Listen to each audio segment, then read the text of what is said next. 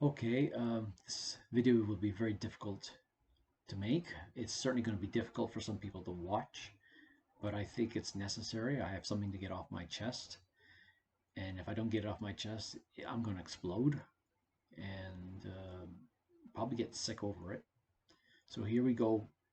Um, it's no secret that COVID-19 pandemic has hit everybody pretty hard and changed the way we live our lives. I mean, it doesn't matter if you're male or female, white, black, brown, or yellow, rich or poor, young or old. It's something that has changed our lives upside down and inside out, and we've had to adapt.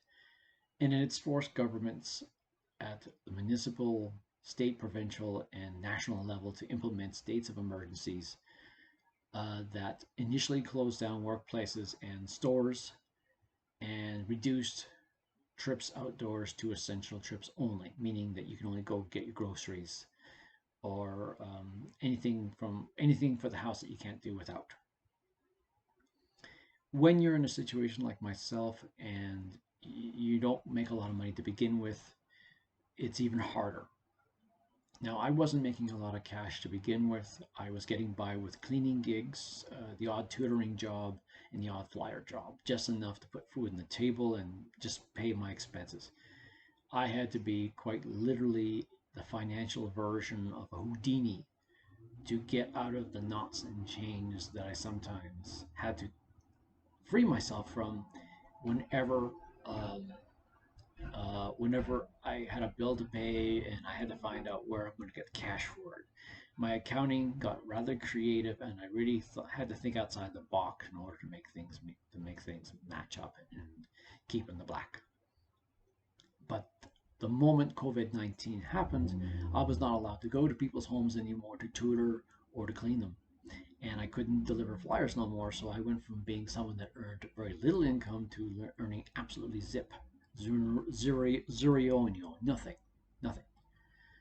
So that just made my situation even worse. And, uh, when you have no money, everything's expensive. Even protective face masks that I had to buy for these trips. If I was delivering groceries to a family member or a friend of mine who's going through chemotherapy, I had to wear a protective mask, a disposable mask, uh, to ensure that if I am asymptomatic, meaning if just in case I do have COVID-19 but feel no symptoms, that mask is going to protect these people from harm. Uh, for the record, I feel great, and I don't believe I have COVID-19. But I still wear the masks because I care for the people who would be more affected by this virus. So I picked up some disposable masks yesterday at Rexall, 10 for $10. And that's $10 out of my pocket that I'm not going to see again. And because they're disposable, I might as well just breathe into a $1 bill for close to an hour and then throw the thing in the trash, because that's what you got to do with these disposable masks. They cannot be reused. Um, a few days ago, the hinge on my glasses cracked and I lost a screw for it. So I took it to an eyeglasses store to see if I can get it repaired. And I was hoping I didn't have to get a new bunch of frames, because if I have to get a new bunch of frames, invariably the glasses store is going to say, well, you need to get your eyes tested. Even if you don't need to get your eyes tested, you still got to get your eyes tested, which means going to an optometrist, spending $90 for eye tests, new prescription for your glasses, new pair of frames. That's like hundreds and hundreds of dollars. You know, you, you know, I have enough trouble scrimping for disposable masks, and now I'm being asked to get hundreds and hundreds of dollars for a new frame. Well, luckily for me, happy news on that. Um, the guy said, yeah, we can probably just solder something in the hinge to hold it together, jury rig it, and we'll get you a new screw. We'll charge you $35. No big deal. So $35 beats hundreds and hundreds of dollars, but still $35 is $35, and it's a lot of money when you have no cash. I had my taxes done as well last at the end of April, and I had to fork out like $70 for tax preparations, and I'm still waiting for my refund, and I haven't got my refund yet. And I'm counting on that refund to cover the costs of the masks and the glasses and everything else. I need that refund so badly, and it hasn't arrived yet, and I'm still watching out for it. So, with all of these financial things going up, up, up, up, up, you start to worry and you start to say, well, holy smokes, like, where is this going to come from? Where's the money going to come from to pay for this? But I feel it's necessary because, as I said before, we're in a state of emergency, essential trips only, social distancing of 2 meters or more, um, and wearing protective gear to make sure that our frontline workers, the elderly, um, and those with compromised immune systems are protected. Like we want to flatten the curve. And I keep saying this to myself over and over and over and over again to get me through the day, every single day, which feels the same because when you're not working, every day is the same. It's the same routine. You wake up in the morning, you can't go do anything, you can't work. You look at the four walls. You try to find something to keep you going and keep you sane. But you have to find the reason to keep going. And this is what I do. I say to myself, I'm taking it on the chin. I'm in my wallet and in my sanity, so that frontline workers, seniors, and those with immune systems who are compromised are protected. We're all doing this. And this is what's been keeping me strong at times during my weakest moments.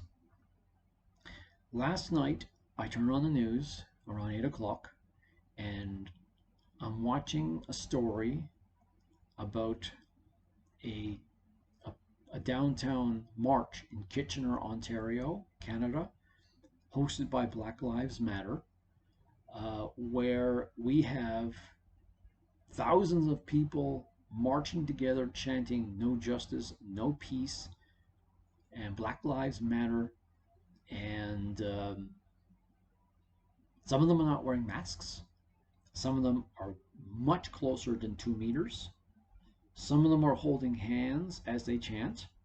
It's like something out of Woodstock. It's like there is no pandemic.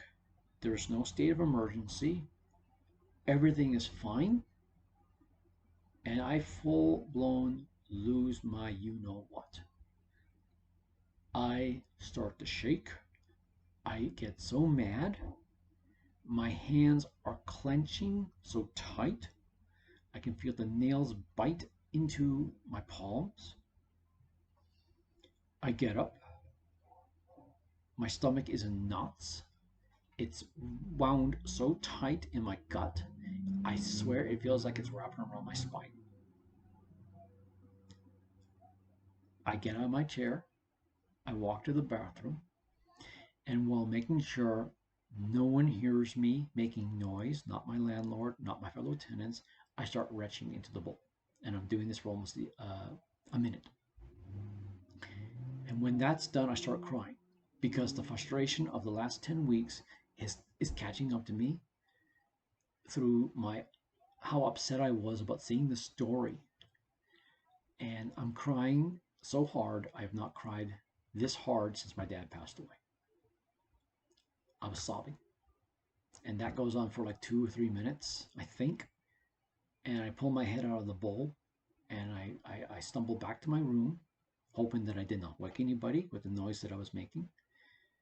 And I lie in my bed and I can't do anything. I can't go on the computer. I can't read a book. I can't even hold a position of neutrality. Like I can't even move because everything is like a big effort for me right now. And I try to close my eyes and I try to go to sleep, but they keep snapping open. It's like every time, like I close my eyes and they snap open because my body will not sleep. I'm in this very weird state of agitation where anything that I do is going to be a problem for me. And this is happening and happening, and I'm trying to get some sleep. And I don't go to sleep until 2 in the morning, which is really bad news because I have to get up at 6 in the morning to deliver said groceries to somebody who needs them. So I'm tired. I'm wound up. I grabbed my face mask from the pile of masks that I bought yesterday at Rexall.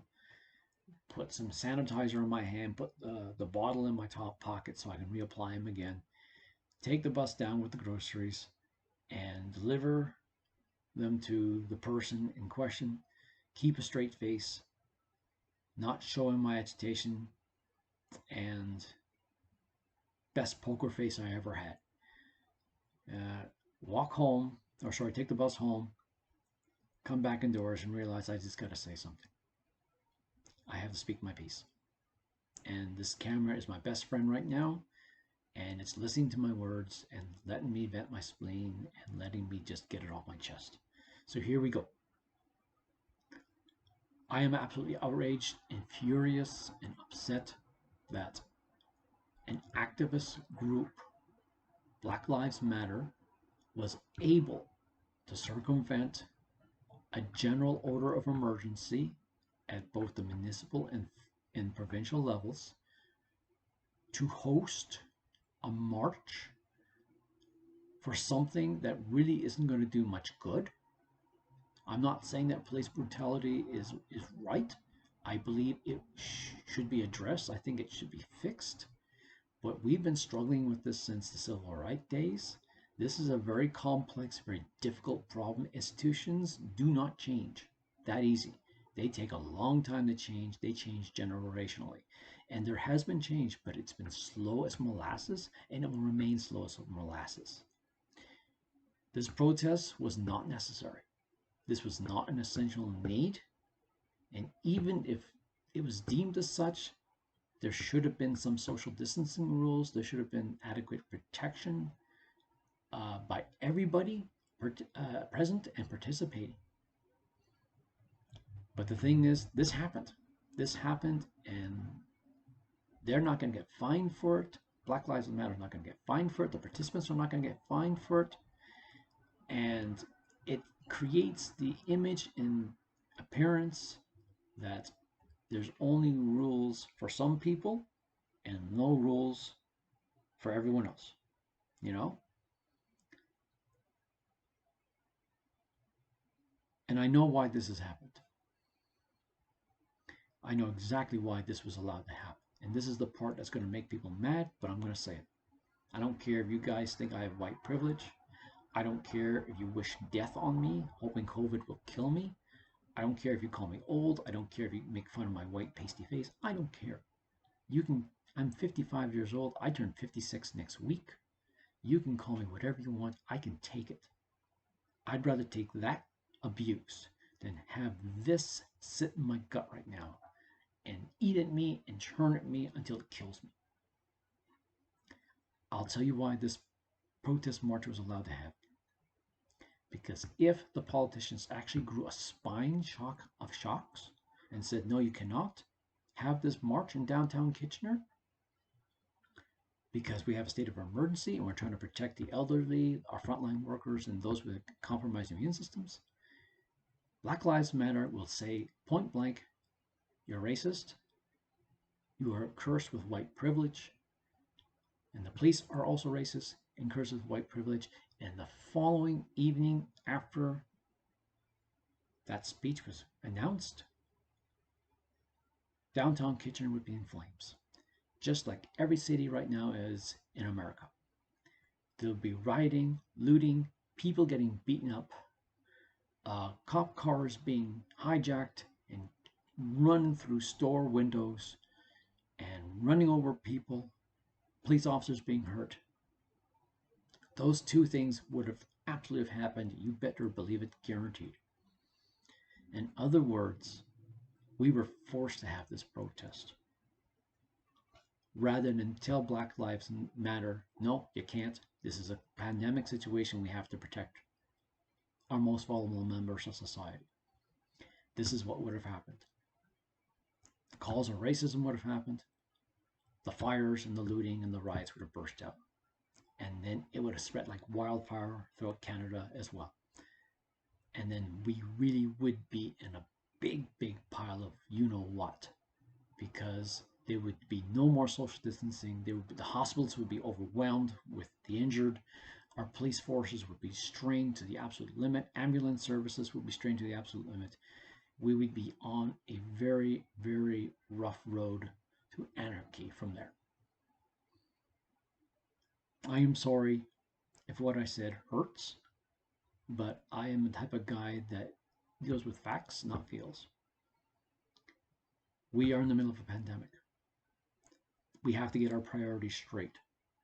There were so much better ways to do this protest virtually or through a much more spread out zone.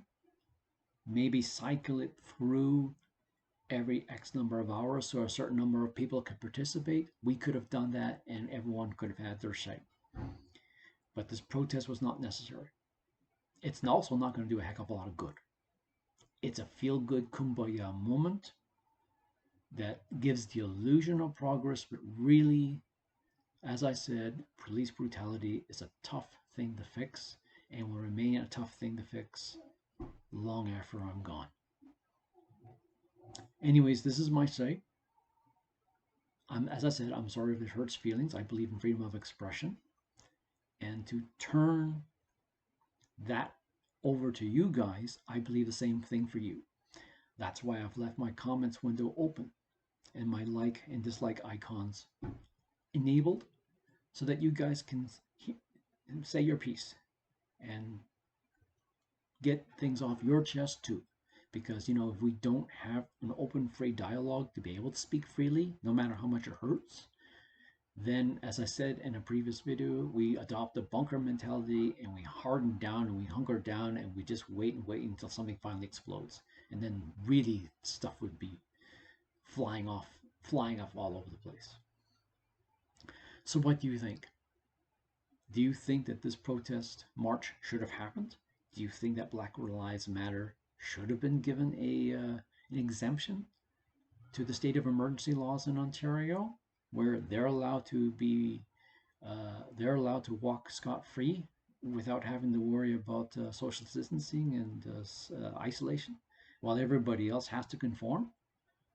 Or do you feel the way I feel, and that you're angry and you're frustrated and you just want the rules to be either applied uniformly, or we just simply toss it all up in the air and say, go for it, take your chances, like the Wild West? I'm looking forward to hearing to what you have to say. Thank you very much for letting me speak my mind. I'm actually feeling a lot better now.